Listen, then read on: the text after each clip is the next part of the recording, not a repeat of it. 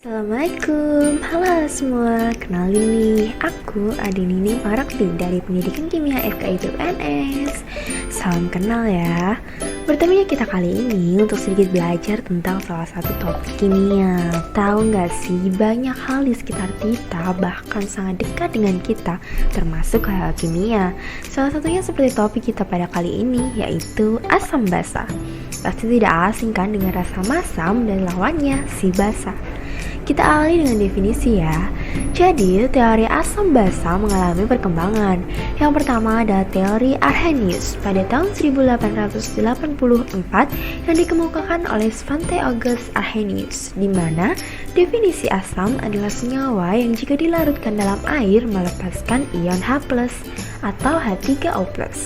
Sedangkan basa jika dilarutkan dalam air melepaskan ion OH-. Seperti pada contoh reaksi HBr ditambah dengan air menghasilkan H3O+ dan Br-. Adanya H3O+ ini menunjukkan asam, dan di bawahnya juga ada reaksi basa nih, basa NaOH yang akan menghasilkan OH-. Teori selanjutnya yaitu Bronsted-Lowry pada tahun 1923 oleh Johannes Nicolaus Bronsted dan Thomas Martin Lowry. Asam adalah donor proton, sedangkan basa sebagai akseptor. Seperti pada contoh HCl yang direaksikan dengan H2O. HCl ini mendonorkan proton pada H2O sehingga bertindak sebagai asam, sedangkan sisanya yakni Cl- sebagai basa konjugat. Begitu juga dengan H2O sebagai basa atau akseptornya, dan hasilnya adalah H3O+ sebagai asam konjugatnya. Kemudian ada teori Lewis pada tahun 1923 oleh Lewis, asam sebagai akseptor pasangan elektron dan basa donor pasangan elektron, seperti yang terlihat pada contoh yakni reaksi H+ dan NH3, di mana PeB dari NH3 ini didonorkan pada H+ sehingga NH3 bertindak sebagai basa dan H+ sebagai asamnya. Nah, untuk mengenali contoh-contoh dari asam dan basa, maka kita perlu untuk mengetahui ciri-cirinya nih. Apa saja sih ciri-cirinya?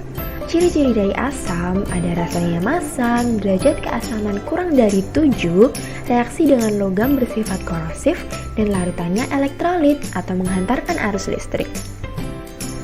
Contoh dari asam ada asam sitrat pada jeruk, asam malat pada apel, asam laktat pada susu, asam karbonat pada minuman berkarbonasi, asam klorida pada lambung, dan asam asetat pada cuka.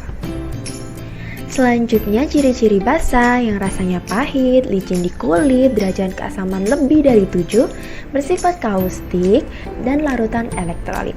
Contoh-contohnya yaitu pada sabun ada NaOH, MgOH 2 kali pada susu magnesia, NH3 pada cairan pel, dan AlOH 3 kali pada antasid.